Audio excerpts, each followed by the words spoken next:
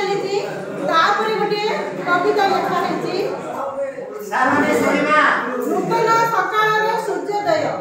शिक्षा समाजर मेरुदंड शिक्षा बिना जीवन अधूरा मृत्यु पर्यंत मनुष्य शिखु थाए शिक्षा एक जीवन व्यापी प्रक्रिया शिक्षा व्यवस्था सर्वदा परिवर्तनशील एही परिवर्तित शिक्षा व्यवस्था सहित ताल दे चलिया तालीम आवश्यक शिक्षा और तालीम ओतप्रोत भाव जड़ित तालीम बिना शिक्षा फलवती हुए नहीं कुनी कुनी कोमलवती शिक्षार्थी मनरे सागर ढेउ परी अशुभारी स्वप्न थाए यही अशुभारी स्वप्न को साकार करने रही तालीम आवश्यकता केवल जे आम तालीम नेबा ताहा नुहे सही ज्ञान को आम श्रेणी प्रकोष्ठ में प्रयोग करने उचित बाल बाटिका ट्रेनिंग रे शिखिथिबा ज्ञान प्रयोग कले पुण्य प्रतिभा माने बणबली परी बणरे न झड़ी सेमानक जीवन रे नूतन सकाळर सूर्योदय हेबा निश्चित एथिरे तिले मात्र संदेह नाही तो गोटे छोटिया कविता बस्तनी विहीन पाठ और हाउस सिस्टम बाल बाटिका ट्रेनिंग रो नुआ नियम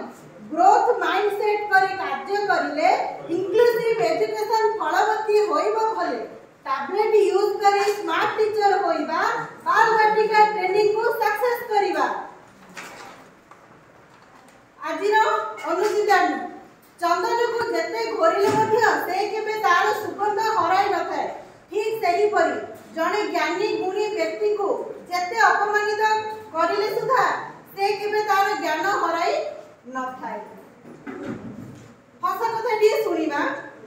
जने भिकारी भिक मागियो को गला बाबूजी खाइबा को गंडे दियो घरु आवाज आसिला मालकिन घरे नहाती परे आसिले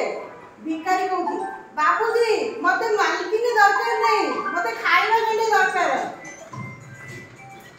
आ गोटे मो विद्यालय ऊपर कविता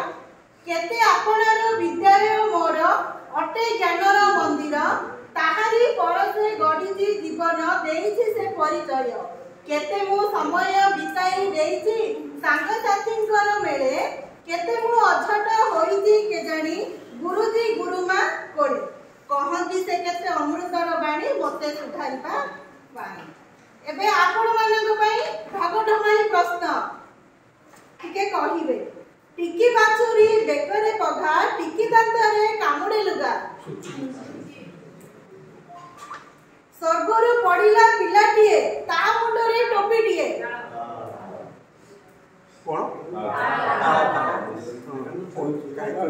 टिकी चढ़े टिकक पानी रे बुड़ी मराई